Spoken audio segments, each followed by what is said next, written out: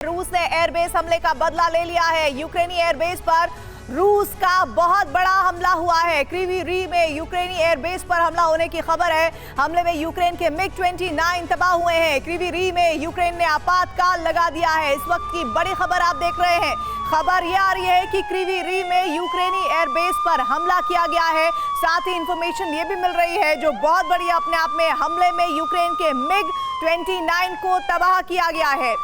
और इस बीच आप देखिए, बीते 7 दिनों तक यूक्रेन ने क्रीमिया में कोहराम मचाया। क्रीमिया पर अटैक के जरिए सीधे पुतिन को अपनी ताकत का एहसास कराया। मगर 7 दिन बाद बीती रात 7 घंटे के भीतर रूस ने ऐसा प्रतिशोध लिया जिसके बाद पूरे यूक्रेन में खलबली मच गई। जानते हैं 7 घंटे में पुतिन ने 47 विनाशकों के जरिए यूक्रेन के बड़े रीजन को धुआं कर दिया। नेवल बेस से लेकर कंटेनर डिपो और हथियारों से भरी ट्रेन को रूस ने अपने हमले में राख कर दिया। लेकिन आज यूक्रेन में महाविस्फोट की रात है, क्योंकि यूक्रेन से विध्वंसक बदला लेने के लिए पुतिन ने हाइपरसोनिक अस्त्रों को लोड कर लिया है। तो क्या आज रात ज़ेलेंस्की का सरेंडर तय है? देखिए इस रिपोर्ट में। 7 दिनों तक यूक्रेन ने क्रीमिया को दहलाया। क्रीमिया में मौजूद रूसी सेना के बड़े बड़े ठिकानों को निशाना बनाया। यूक्रेन के इस जलजले में रूस के एयरबेस, नेवल बेस तक खाक हो गए। इतना ही नहीं, यूक्रेन का प्रहार इतना विध्वंसक था जिसके चलते क्रीमिया में मौजूद रूस का डिफेंस सिस्टम तक राख हो गया।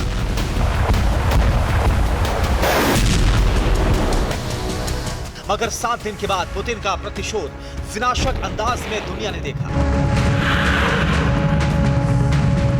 7 दिन के बाद रूसी डिफेंस ने यूक्रेन के हर हमले का महज 7 घंटों में बदला लिया।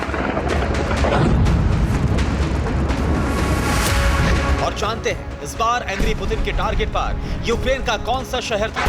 ओडेसा, जो ब्लैक सी से सटा यूक्रेन का सबसे बड़ा तटीय शहर है।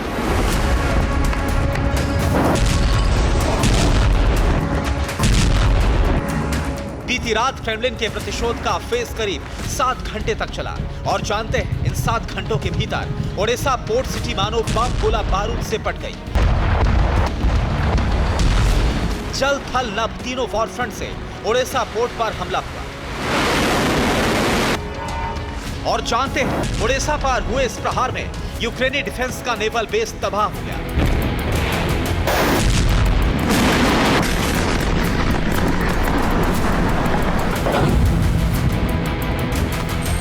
होटल ओडेसा, जिसके ठीक सामने है काला सागर, बीती रात रूस ने इसी होटल को आसमानी प्रहार में राख कर दिया। आखिर क्यों? ये जानने के लिए आपको इस होटल का 3D व्यू एनिमेशन दिखाते हैं।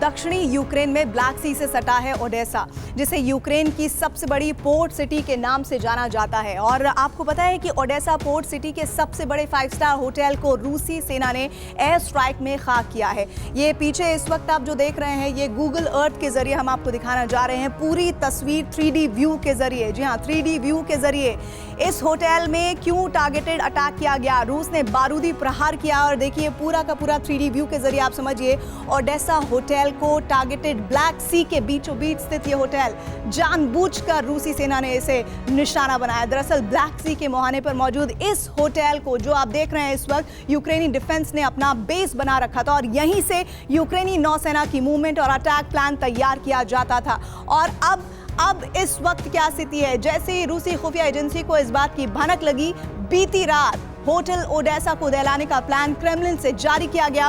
और इसके बाद इस होटल पर ड्रोन से, मिसाइलों से, लड़ाकू विमानों के जरिए प्रचंड अटैक किया गया। सब कुछ नेस्त नाबूद करने की कोशिश की गई।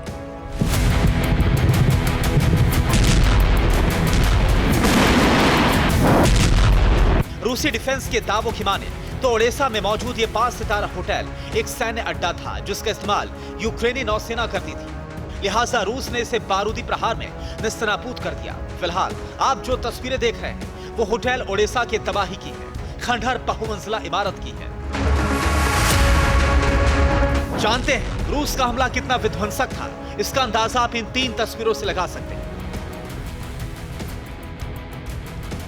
समंदर के सामने बड़ा सा होटल, चमचमाती बहुमंजिला इमारत। इस 5 सितारा होटल को यूक्रेन की शान माना जाता था। इसकी अहमियत इसलिए भी थी क्योंकि यह होटल काला सागर के मुहाने पर था। पोर्ट सिटी इलाके के पास मगर रूस से युद्ध के दौरान यूक्रेनी डिफेंस ने इसका अधिग्रहण किया और इसे नेवल बेस में तब्दील कर दिया ताकि क्रीमिया पर फतह का ब्लूप्रिंट आसानी से तैयार हो सके। मगर बीती रात रूस ने होटल ओडेसा को दहलाकर यूक्रेन के मंसूबों पर पानी फेर दिया। सिर्फ होटल ओडेसा ही नहीं, बीती रात ओडेसा के बाकी इलाकों में लगातार 7 घंटे तक बमबारी की गई। और जानते हैं इसके लिए रूसी डिफेंस ने विध्वंसक हथियारों का इस्तेमाल किया।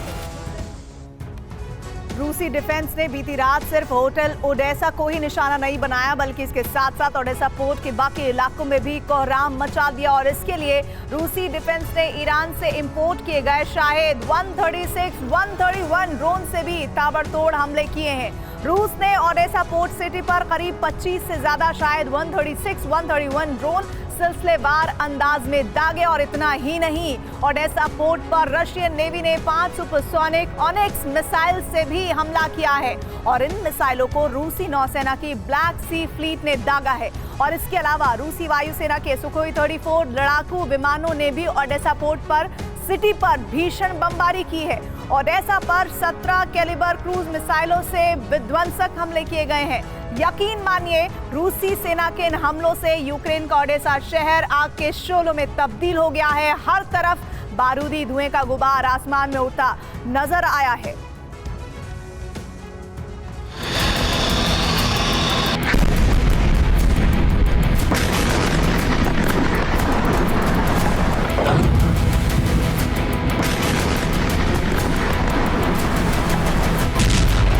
बीती रात ओडेसा पोर्ट सिटी से सामने आई ये तस्वीरें इस बात की गवाही दे रही हैं कि एंग्री पुतिन का प्रतिशोध कितना भयानक और विनाशक था। ओडेसा के तटीय इलाके से रिहायशी इलाकों तक में रूस ने बमबारी की, मिसाइलें दागी, सीरियल ड्रोन अटैक किए।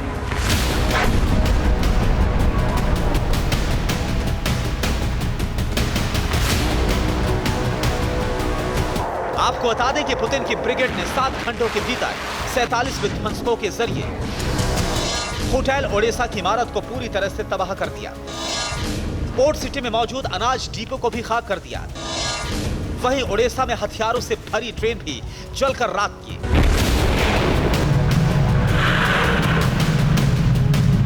इसके अलावा यूक्रेनी सैन्य अड्डों पर भी भीषण बमबारी की। यकीन मानिए, ये तो पुतिन के प्रतिशोध का शुरुआती ट्रेलर है। असली क्लाइमैक्स तो अभी बाकी है और इसके लिए पुतिन पहले से ज्यादा आक्रामक रुख अख्तियार कर चुके हैं। दरअसल बीती रात तो यूक्रेन पर ड्रोन और क्रूज मिसाइलों से प्रहार हुआ, लेकिन आज रात यूक्रेन का कोई और इलाका हाइपरसोनिक ब्रह्मास्त्रों से धधकने वाला है।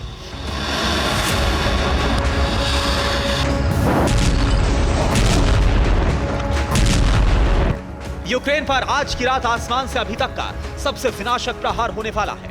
महज 11 सेकंड के इस वीडियो को रूसी डिफेंस ने जारी किया है। इस वीडियो में एक लड़ाकू विमान नजर आ रहा है, लेकिन इस वीडियो की सबसे खास बात यह है कि रूसी वायुसेना के मिग 31 के फाइटर जेट को किंजल हाइपरसोनिक मिसाइल से लैस किया जा रहा है, जिसे वॉर जोन का सबसे विस्फोटक ब्रह्मास्त्र माना जाता है। कि H-47 M2 Kinjal hypersonic missile रूसी डिफेंस का एक स्ट्रेटेजिक वेपन है, जिसका इस्तेमाल रूसी डिफेंस आमतौर पर समंदर में टारगेट को तबाह करने के लिए करती थी।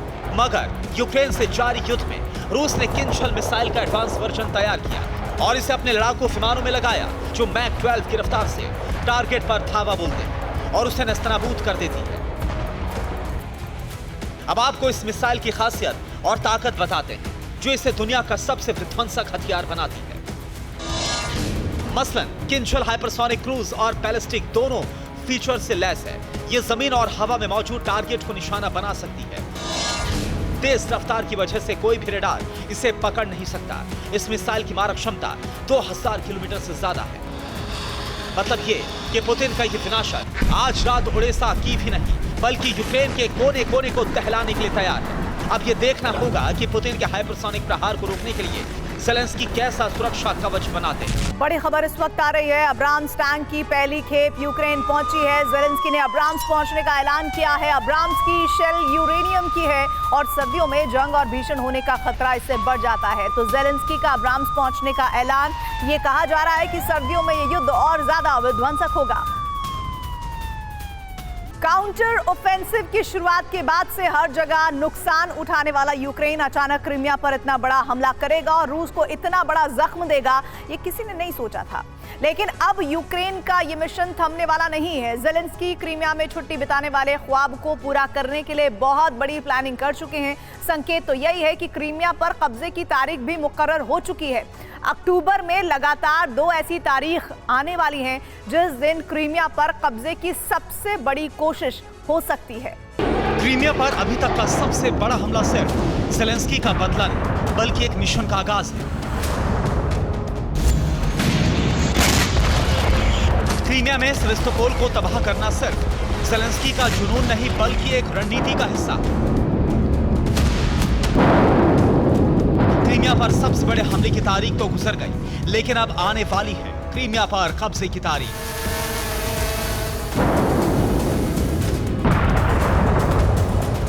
जी, और वो तारीख भी बहुत दूर नहीं है। काउंटडाउन शुरू हो चुका है। यूक्रेन की खुफिया एजेंसियों से लेकर सेना तक की तैयारी पूरी हो चुकी है। आपको यूक्रेन के क्रीमिया कब्जे का ब्लूप्रिंट दिखाएं, उससे पहले देख लीजिए ये चेहरा। नाम है काइरा इलो बुदानोव। ये ज़ेलेंस्की के जेम्स बॉन्ड, यूक्रेन की खुफिया एजेंसी के चीफ।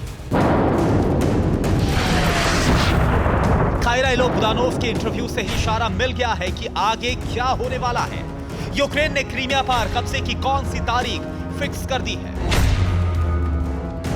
रूस में परसों से इस तारीख की बेहद ज्यादा अहमियत है। इसी दिन रूस की सरकार अपने प्रेसिडेंट का बर्थडे सेलिब्रेट करती है और यूक्रेन इसी तारीख को पुतिन को सबसे ज्यादा जख्म दे सकता है।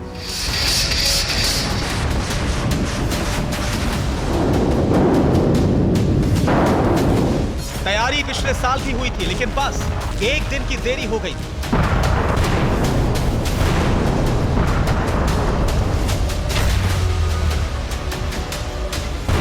पुतिन के जन्मदिन का जश्न खत्म होते ही दूसरे दिन क्रीमिया का कर्ज ब्रिज जल रहा था।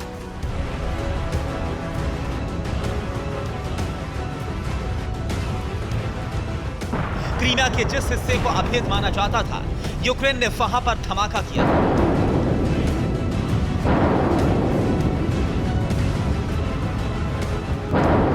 सुरक्षा के इंतजाम नाकाम रहे और पुतिन का गुरूर इस धुएं की तरह हवा में गुम हो गया था।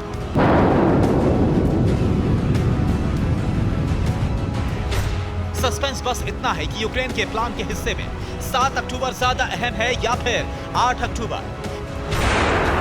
यूक्रेन पुतिन के जन्मदिन को क्रीमिया विजय दिवस में बदलता है या फिर कर्ज पर हमले के 1 साल होने को कर्ज पर यूक्रेनी झंडा फहराता है।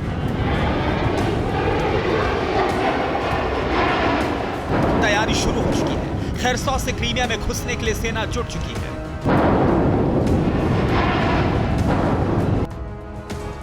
यूक्रेन के हमले का प्लान अब समझिए, एक तरफ क्रीमिया है तो दूसरी तरफ यूक्रेन का खेरसॉन की नीपर नदी ब्लैक सी से मिलती है और इसीलिए इसी नदी से क्रीमिया में जाने की तैयारी है। रिपोर्ट के मुताबिक नीपर नदी के किनारे 6870 सैनिक पहुंच चुके हैं। 46 टैंक भी तैयार हैं। 223 आर्म्ड व्हीकल लाए गए हैं। प्लान के मुताबिक नीपर नदी के रास्ते ही क्रीमिया में यूक्रेन की सेना कब्जे के लिए आगे बढ़ेगी। यूक्रेन की सेना नोवोकाहोव्स्की की तरफ से हमला कर सकती है और रूसी सेना को संभलने का मौका तक न मिले, इसीलिए नॉन-ओरेख्वस्क और काला सागर से भी उसी समय हमला किया जा सकता है। एक टॉप यूक्रेनी जर्नल के मुताबिक दक्षिणी मोर्चे से ही रशियन डिफेंस लाइंस बरबूब को तोड़ने में कामयाबी मिल रही है और अजोव सागर से भी यूक्रेनी सेना आगे बढ़ रही है। यानी क्रीमिया पर 3 नहीं बल्कि 4 मोर्चे से प्रहार हो सकता है। यूक्रेन की एक टुकड़ी नीपर होते हुए काला सागर जाएगी और वहां से क्रीमिया पर हमला करेगी। दूसरी टुकड़ी काला सागर में पहले से मौजूद नेवी है जो क्रीमिया के दूसरे हिस्से पर हमला करेगी और यूक्रेन को कामयाबी मिलती रही तो अजोव सागर के रास्ते भी क्रीमिया पर धावा बोला जाएगा। रूस को भी यूक्रेन की प्लानिंग की भनक लग चुकी है। ये फैब 500 का धमाका है। रूस ने शक्तिशाली बम का इस्तेमाल उसी नीपर के किनारे किया जहां यूक्रेन की फौज टैंक और आर्मर्ड व्हीकल के साथ जमा। रूस के शक्तिशाली बम के प्रहार से यूक्रेन को बहुत बड़ा नुकसान हुआ। काउंटर अटैक के साथ ही रूस ने क्रीमिया के A-50U एयरक्राफ्ट की तैनाती की है। रूस का यह विमान हवा में रहकर दुश्मन की मिसाइल, ड्रोन और फाइटर जेट का पता लगा लेगा।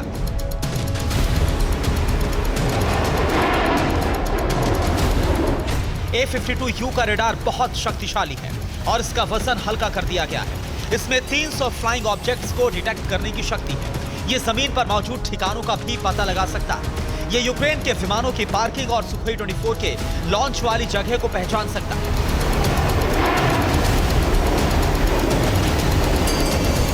रूस का यह हवाई जासूस यूक्रेन के स्कैल्प और स्टॉर्म शैडो मिसाइलों को पहचान लेगा। क्रीमिया की पहरेदारी करने के लिए रूस का यह हवाई जासूस अब लगातार उड़ान भरेगा। हालांकि सेवेस्तोपोल पर हमला रुका नहीं। सेवेस्तोपोल में फिर से धुआं उठता हुआ दिखा। रूस के एयर डिफेंस लगातार एक्टिव है। रविवार को यूक्रेन के 4 ड्रोन को नष्ट किया गया। यूक्रेन के ड्रोन ब्लैक सी के ऊपर से क्रीमिया की तरफ बढ़ रहे थे। हालांकि रूस ने दावा किया कि सेवेस्तोपोल में मलबा हटाने के दौरान कुछ विस्फोट किए गए, जिसकी वजह से धुआं उठा था।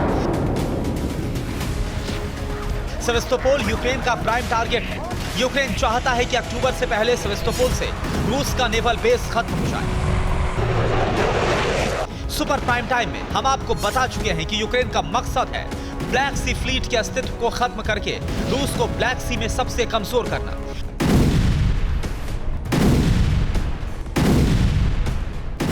रूस के ब्लैक सी फ्लीट का मुख्य नेवल बेस सेवेस्तोपोल है। इसके अलावा दूसरा नेवल बेस है नोवोरोसिस्क। इन 2 सैन्य बेस के अलावा 2 और पॉइंट हैं जो रूस को ब्लैक सी से जोड़ते हैं। एक है अज़ोव सागर के तट पर रोस्टोव ऑन डॉन और दूसरा है सोची पोर्ट। यूक्रेन रूस का सेवेस्तोपोल, नोवोरोसिस्क, रोस्टोव और सोची से कनेक्शन काटना चाहता है। यूक्रेन हमले करके रूस को अपना नेवल फ्लीट पीछे हटाने पर मजबूर कर रहा है। अगर रूस का नेवल फ्लीट पीछे हटा तो क्रीमिया को आजाद कराना आसान हो जाएगा। हालांकि प्लानिंग सिर्फ कीव में नहीं बन रही है। अमेरिका और ब्रिटेन में भी क्रीमिया पर कब्जे की रणनीति पर लगातार मंथन चल रहा है। अब यूक्रेन की कोशिश यही होगी कि 7 या 8 अक्टूबर को क्रीमिया में एक बार फिर से ऐसी तस्वीर दिखे जिसे दुनिया याद रखे। Bureau report, TV9 Bharatvarsh. बड़ी खबर इस वक्त आ रही है अवदीव्का पर। रूस का जबरदस्त हमला हुआ है। रूसी हमले में तबाह रिहायशी अपार्टमेंट्स, ग्रैड, MLRS और आर्टिलरी से रूस की शेलिंग हुई है। अवदीव्का पर रूस का टैंक से 11 बार शेलिंग होने की खबर है और यूक्रेन पुलिस ने वीडियो जारी कर दावा किया है इस बात का।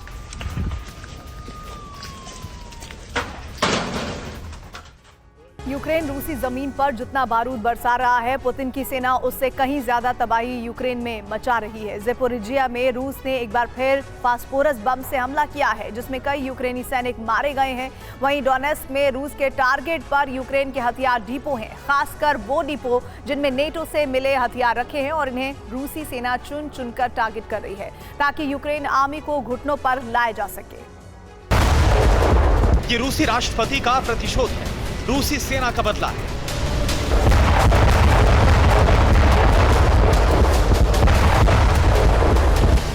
यूक्रेन के वॉर जोन का पूर्वी हिस्सा हो या दक्षिणी, रूसी आर्मी यूक्रेन सेना पर काल बनकर टूट रही है।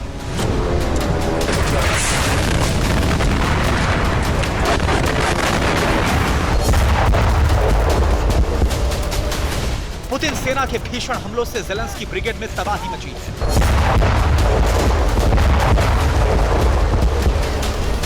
ज़ापोरिज़िया, बाखमुट और खरसोन, ये वो 3 इलाके हैं जहां पर रशियन आर्मी ने सबसे ज्यादा बारूद बरसाया। ऐसी भीषण तबाही मचाई जिसमें यूक्रेनी हथियार और ज़ेलेंस्की के सैकड़ों जवान जलकर खाक हो गए। रूस यूक्रेन की वॉर रिपोर्ट में सबसे पहले आपको ज़ापोरिज़िया के जंगी मैदान का हाल बताते हैं।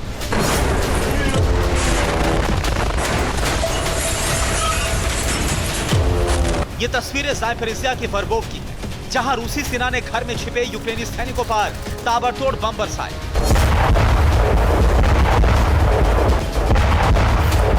ज़ापोरिज़िया के वॉर ग्राउंड में रूस का घातक Ka-52 हेलीकॉप्टर भी उतर चुका है। रूसी एलिगेटर ने यूक्रेनी फ्रंट लाइन पर आसमान से मिसाइलें दागी।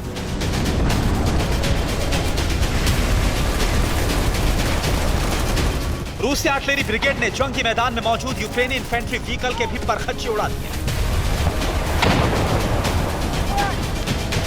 यूक्रेनी आर्मी को रूसी सेना चुन चुनकर निशाना बना रही है। इस वीडियो में देखिए फॉरग्राउंड में मौजूद यूक्रेनी आर्मर्ड व्हीकल को कैसे रूस ने ड्रोन से तबाह कर दिया।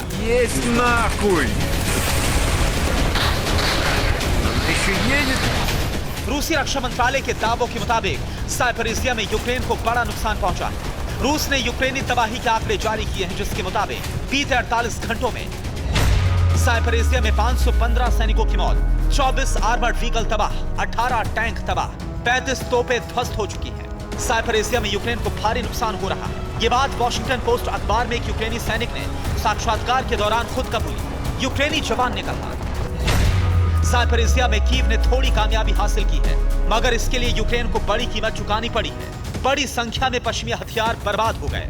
ज़ेपोरिजिया में यूक्रेन आर्मी के खिलाफ रूस बहुत आक्रामक हो गया है। रूस ने एक बार फिर फॉस्फोरस बम से हमले तेज कर दिए हैं। जंग तेज होने से ज़ेपोरिजिया पावर प्लांट में रेडिएशन का खतरा एक बार फिर से बढ़ गया है। IAEA की टीम ने ज़ेपोरिजिया प्लांट को खाली कर दिया है। डोनेत्स्क के बाखमुट में भी जबरदस्त बारूद बरस रहा है। बाखमुट के क्लिशिवका और अंद्रिवका में भीषण जंग जारी है।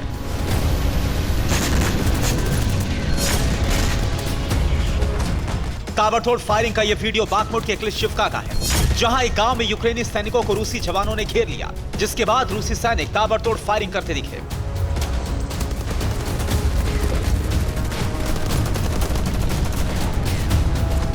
दरअसल यूक्रेनी जवान बाखमुट में रूसी सप्लाई लाइन के बेहद करीब पहुंच चुके हैं। रूस को डर है कि अगर उसकी सप्लाई लाइन पर कब्जा हुआ तो बाखमुट रूस के हाथ से निकल जाएगा। ऐसे में रूसी सेना भीषण हमले कर रही है। क्लिशिवका और अंद्रिवका पर रूस ने हवाई हमले किए, 10 से ज्यादा जगहों पर रॉकेट दागे, कई इलाकों में मोर्टार से ताबड़तोड़ हमला किया। सिर्फ बाखमुट ही नहीं, डोनेत्स्क के बाकी इलाकों में रशियन आर्मी आक्रामक है। ये वीडियो डोनेत्स्क के बोलेदार का है, जहां रूस ने यूक्रेन के हथियारों से भरे गोदाम को उड़ा दिया। रूस ने इस गोदाम पर 500 बम गिराया।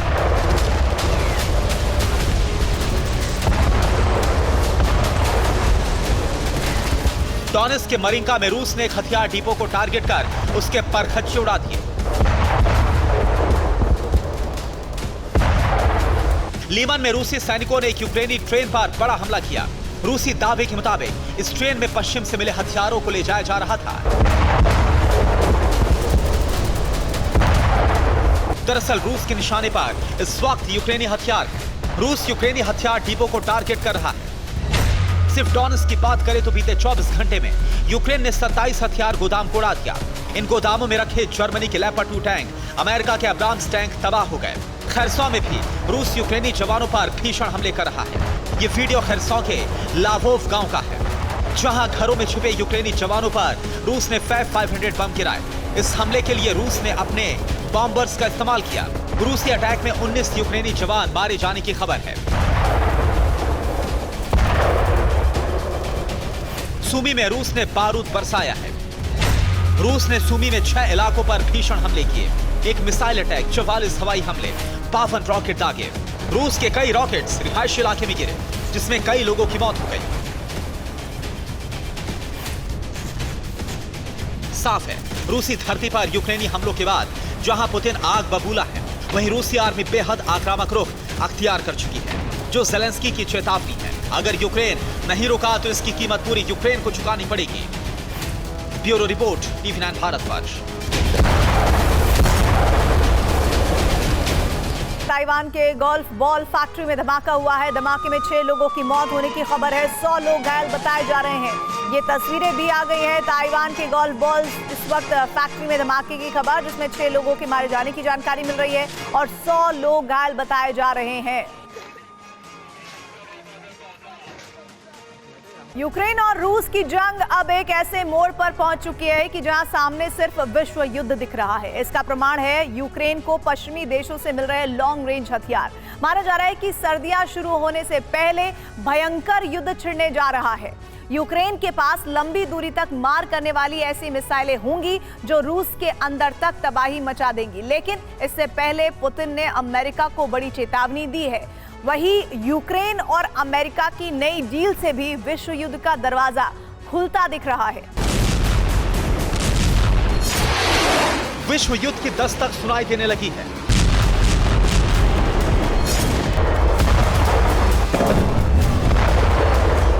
सुपर पावर ने महायुद्ध की मुनादी कर दी है। इसका सबूत है अमेरिका का वो बारूदी ऐलान जिसने पुतिन के क्रोध को बढ़ा दिया है।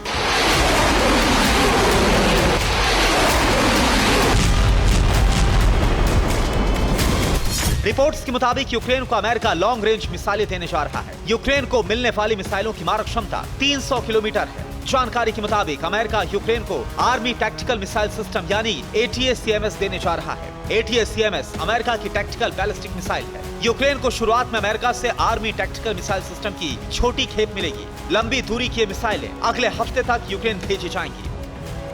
आर्मी टैक्टिकल मिसाइल सिस्टम को अमेरिकी सेना की बहुत बड़ी ताकत माना जाता है। अभी जंग में ब्रिटेन की स्टॉर्म शैडो मिसाइल को फायर करने के लिए यूक्रेन के फाइटर जेट्स को टेक ऑफ करना पड़ता।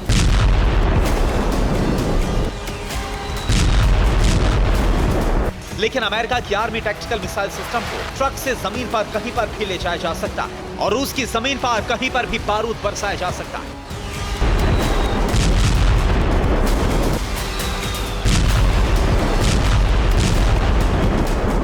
जाहिर है अब यूक्रेन के पास सिर्फ वो हथियार नहीं होंगे जो यूक्रेन के अंदर पिछले 19 महीनों से घमासान मचाकर रूसी सेना को टारगेट करते रहे,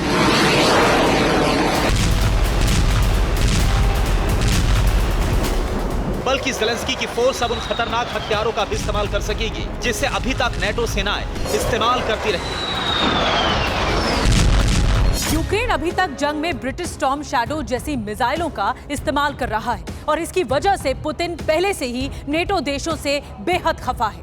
अब अमेरिका की लॉन्ग रेंज मिसाइलों के यूक्रेन पहुंचने के बाद रूस के साथ अमेरिका और नेटो का तनाव पहले से और ज्यादा बढ़ जाएगा। पुतिन के हमले पहले से ज्यादा आक्रामक हो जाएंगे। पुतिन के विनाशकारी प्रतिशोध को बढ़ाने में नेटो के एक और बारूदी कदम ने आग में घी डालने का काम किया है। अमेरिका और यूक्रेन ने मिलकर एक ऐसा फैसला लिया है जिससे पुतिन का पारा 7वें आसमान पर पहुंच गया है।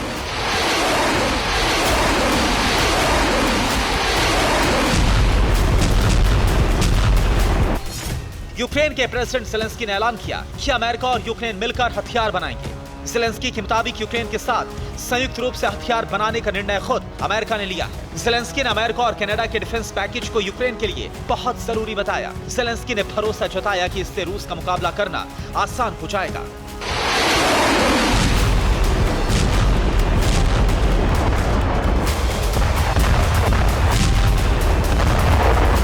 रूस के खिलाफ नेटो चारों तरफ से घेरेबंदी कर रहा है। दोनों तरफ बढ़ता तनाव विश्व युद्ध के खतरे को और बढ़ा रहा है। पोलैंड और बेलारूस के बीच बढ़ते तनाव से भी हालात विस्फोटक होते जा रहे हैं। ऐसे में पोलैंड ने अपने बॉर्डर पर सेना का जमावड़ा बढ़ा दिया। पोलैंड के रक्षा मंत्रालय ने एक वीडियो को जारी कर बेलारूस पर आरोप लगाया कि वो पोलैंड बॉर्डर पर हालात को तनावपूर्ण बना रहा है।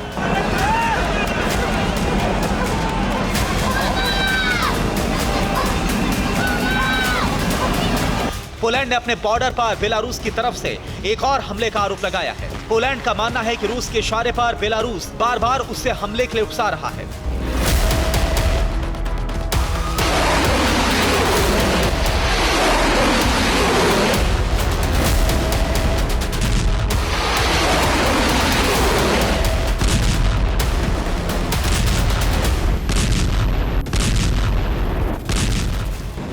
उधर रूस ने भी ऐलान कर दिया कि अगर नेटो देश यूक्रेन को हथियार सप्लाई करना बंद नहीं करेंगे तो अंतिम रास्ता महायुद्ध होगा। तब जंग टैंक, मिसाइल और फाइटर जेट से नहीं होगी, बल्कि जंग ऐसे विनाशकारी हथियारों से होगी जो महाविनाशकारी है। मतलब साफ, अगर नेटो और अमेरिका रूस के खिलाफ महायुद्ध छेड़ने जा रहे हैं तो फिर पुतिन न्यूक्लियर हथियारों का इस्तेमाल करने से गुरेज नहीं करेंगे। अगर जंग अगले साल तक खिंचती है तो रूस ने इसकी तैयारी कर ली है। अगले साल वो जंग में ऐसे योद्धाओं की फौज उतारने वाला है जो मिनटों में तबाही लाकर यूक्रेन का संपूर्ण विनाश कर देंगे। खास बात यह कि उन योद्धाओं को जंग में उतारने से सैनिकों की जान का संकट खत्म हो जाएगा, क्योंकि वो योद्धा आर्टिफिशियल इंटेलिजेंस से लैस रोबोट होंगे जो टर्मिनेटर स्टाइल में यूक्रेन का खात्मा कर देंगे। लेकिन इसके साथ ही एक बड़ा खतरा भी पैदा हो गया है। इस रिपोर्ट में जानिए कैसे रूस के AI रोबोट पूरी दुनिया में कयामत के सौदागर बन सकते हैं। पुतिन का प्रतिशोध, अब टर्मिनेटर स्टाइल युद्ध।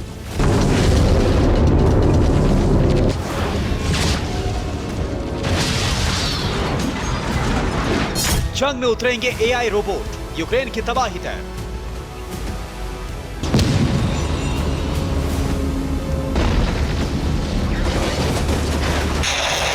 बस कुछ महीने और फिर जंग का ऐसा दौर शुरू हो जाएगा जिसमें आर्टिफिशियल इंटेलिजेंस से लैस रोबोट कहर बरपाएंगे।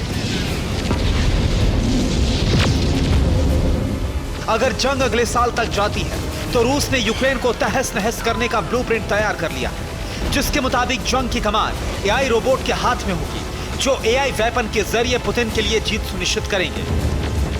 हालांकि एआई से लैस रोबोट अभी तक फिल्मों में ही देखने को मिलते थे, लेकिन ये पहली दफा होगा जब हकीकत में ये दिखाई देंगे और युद्ध भी लड़ेंगे।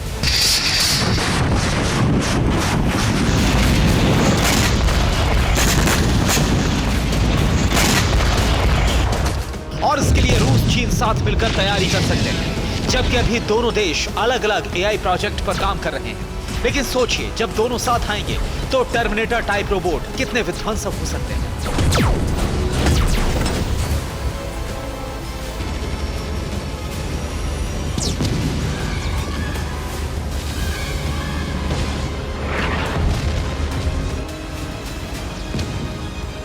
यानी सैनिकों की कमी नहीं होगी, ना ही ज्यादा सैनिक मारे जाने का डर होगा, लेकिन एक दूसरा खतरा भी पैदा हो गया है। अगर एआई योद्धाओं से नियंत्रण हट गया तो वो बेहद खतरनाक साबित हो जाएंगे।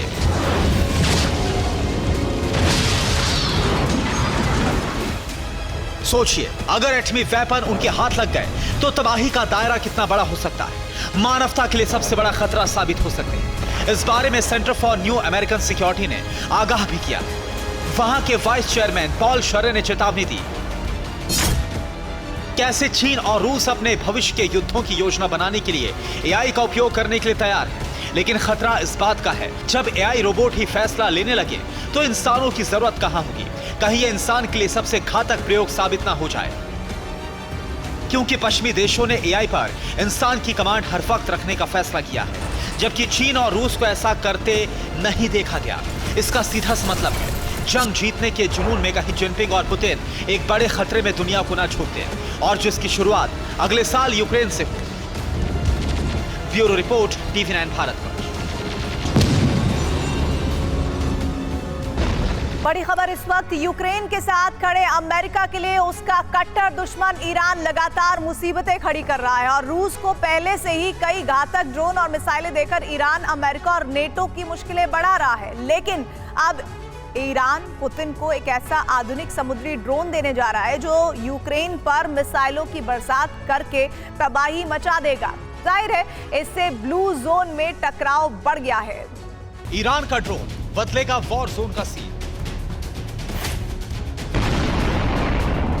ब्लू जोन में ईरान का धमाका, समुद्री ड्रोन लाएगा जलजला।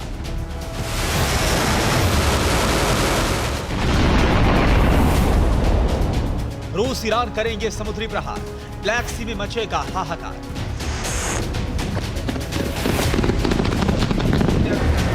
यूक्रेन जंग में पुतिन का साथ दे रहे ईरान ने अपने नए हथियार से खलबली मचा दी। ईरान ने समंदर से मिसाइल दागने वाला अत्याधुनिक ड्रोन बनाने का दावा किया। कहा जा रहा है कि ईरान अपना ये ड्रोन अब रूस को सप्लाई करने वाला है। ईरान के इस नए समुद्री ड्रोन का ऐलान इस्लामिक रिवॉल्यूशन गार्ड्स कॉर्प्स यानी कि IRGC के हवाले से किया गया है। ईरान ने दावा किया है कि उसकी सेना ने हर तरह से बेहद घातक ऐसे नए आधुनिक समुद्री ड्रोन बनाए हैं जो हर हालात में मार करने में सक्षम है। ईरान के दावे के मुताबिक उसका यह समुद्री ड्रोन पानी में उतरने में बेहद सक्षम है। यह ड्रोन मिसाइलों और बमों को ले जाने में बेहद कारगर है। ईरान ने कहा कि उसकी नौसेना ने हाइब्रिड ड्रोन भी बनाए हैं। ये ड्रोन 15 घंटे तक गश्त कर सकते हैं और टोही अभियान चला सकते हैं।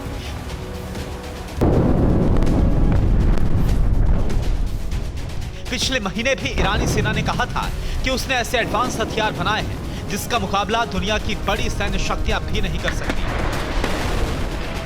आज रूस जैसा देश भी ईरान के एडवांस ड्रोन और मिसाइलों का इस्तेमाल यूक्रेन की जंग में कर रहा है। अब ईरान के नए समुद्री ड्रोन से भी रूस शाहिद ड्रोन की तरह ही यूक्रेनी ठिकानों पर कहर बरपाएगा। यूक्रेन से जंग छिड़ने के बाद से ही रूस और ईरान साथ आ गए।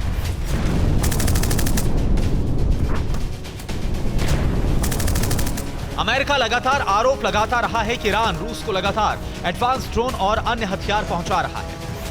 अब आशंका जताई जा रही है कि ईरान के नए समुद्री ड्रोन से रूस ब्लैक सी में जंग का मंजर बदल देगा। Bureau report, TV9 Bharatvarsh. बड़ी खबर इस वक्त रूस के टारगेट पर पश्चिम के हथियार हैं। अमेरिका पोलैंड से मिले हैं वेपन, उन्हें उनसे ही टारगेट किया जा रहा है। पश्चिम से मिले आर्टिलरी सिस्टम तबाह हो गए हैं। यूक्रेन के हथियारों के गोदाम पर अटैक किया गया है। ज़ेपोरिजिया, खेरसोन, खार्किव में रूस का बड़ा अटैक हुआ है। इसकी तस्वीरें देखिए, आप देख रहे हैं। पश्चिम से मिले हैं आर्टिलरी सिस्टम तबाह होने की खबर आ रही है।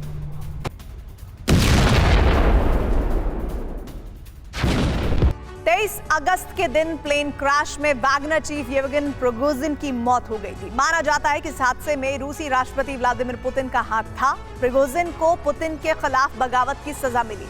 अब ऐसे ही एक हादसे की बात की जा रही है जो माली में हुआ है, जहां एक रूसी प्लेन लैंडिंग से पहले क्रैश हो गया है। कुछ मीडिया रिपोर्ट्स की माने तो इस प्लेन में वैगनर लड़ाकों के साथ कई वैगनर कमांडर भी सवार थे और इस हादसे के बाद एक बार फिर व्लादिमीर पुतिन सवालों के घेरे में हैं।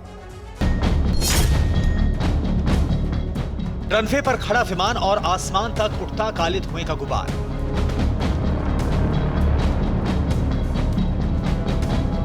ये तस्वीरें IL-76 प्लेन हादसे की है, जो हुआ तो माली के गांव एयरपोर्ट पर, मगर इस हादसे ने रूस तक खलबली मचा दी।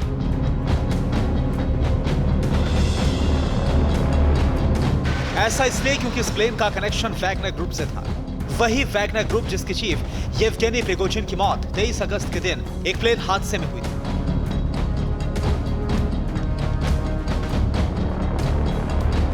इस प्लेन क्रैश के ठीक एक महीने के बाद एक बार फिर से रूस का IL-76 प्लेन क्रैश हो गया। इस प्लेन का इस्तेमाल अक्सर वैगनर ग्रुप करता था। मीडिया रिपोर्ट्स के मुताबिक माली के गांव एयरपोर्ट पर लैंडिंग के दौरान प्लेन क्रैश हो गया। क्रैश के बाद प्लेन में भयानक आग लग गई। हादसे में सभी यात्रियों की मौत हो गई। ये रूस की रूबी स्टार एयरवेज का प्लेन था। प्लेन का इस्तेमाल अक्सर वैगनर ग्रुप करता था। माना जा रहा है कि हादसे के वक्त भी प्लेन में वैगनर कमांडर और लड़ाके सवार हो सकते हैं।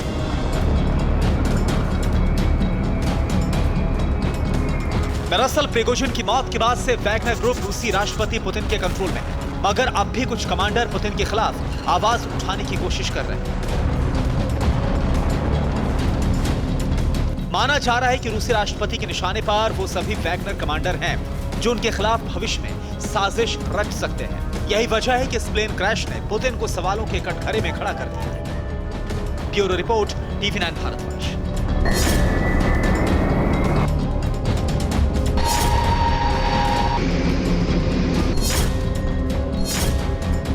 बड़ी खबर यूक्रेनी एयरबेस हमले पर अपडेट है। रूसी हमले में यूक्रेन के कई विमान तबाह हो गए हैं। अब भी जल रहा है यूक्रेनी एयरबेस। हमले में कई यूक्रेनी अफसरों की मौत की खबर है। रूस ने सोची समझी रणनीति के तहत एयरबेस को टारगेट किया है। तो ये बड़ी खबर इस वक्त आ रही है। और इस बीच आपको एक बार फिर से बता दूं, दरअसल किस तरह से यूक्रेनी एयरबेस को टारगेट किया जा रहा है, इसमें साफ मकसद रूस की तरफ से यही है कि अब वो जगहों पर टारगेट किया जाए जहां से यूक्रेन इस युद्ध की रणनीति को आगे बढ़ाता है और इसीलिए एयरबेस को टारगेट किया गया है। वैज्ञानिक अंतरिक्ष के उन तमाम उल्कापिंडों पर नजर रख रहे हैं जो पृथ्वी के बेहद करीब रहे हैं और भविष्य उनकी टक्कर से पृथ्वी को, ये कहा जा रहा है कि भविष्य में उनकी टक्कर पृथ्वी से हो सकती है। ऐसी एक उल्कापिंड के बारे में जानकारी लेने के लिए नासा ने एक मिशन की शुरुआत की थी। नासा को कामयाबी मिली है और पहली बार किसी उल्कापिंड की सतह का सैंपल लैब तक पहुंचा है।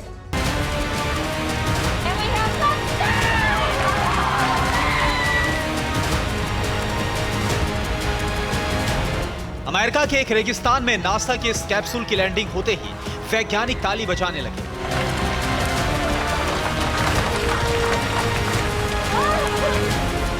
वैज्ञानिकों को उम्मीद है कि अंतरिक्ष की पहेली और रहस्य की कई कड़ियों को अब सुलझाने में मदद मिलेगी। अंतरिक्ष में चक्कर काटते पहाड़ जैसे बड़े बड़े टुकड़े हमेशा से पृथ्वी के लिए खतरा बने रहते हैं। वैज्ञानिकों को हमेशा डर रहता है कि कहीं कोई उल्कापिंड पृथ्वी से ना टकरा जाए।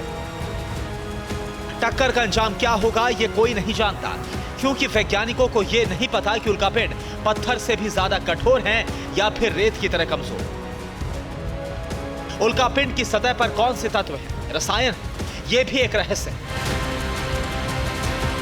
पृथ्वी से टकराकर उल्कापिंड चूर-चूर हो जाएगा या फिर धरती भस्म हो जाएगी, यह भी पहेली है। इसी वजह से नासा ने ओसिरिस REX मिशन की शुरुआत की थी। नासा को बेन्नू नाम के उल्कापिंड से सैंपल लाने भेजा गया था। 24 सितंबर को ग्रेट सॉल्ट लेक रेगिस्तान में अंतरिक्ष से एक कैप्सूल आया। कैप्सूल में बेन्नू उल्कापिंड की मिट्टी का सैंपल है। यान 643 करोड़ किलोमीटर की यात्रा करके लौट रहा है। वैज्ञानिकों को लगता है कि बेन्नू 150 साल बाद धरती से टकरा सकता है और इससे 22 परमाणु बम जैसा विस्फोट होगा। अब सैंपल की जांच से पता चलेगा कि क्या इसे मिसाइल से नष्ट किया जा सकता है या इसके रूट को डाइवर्ट किया जा सकता है।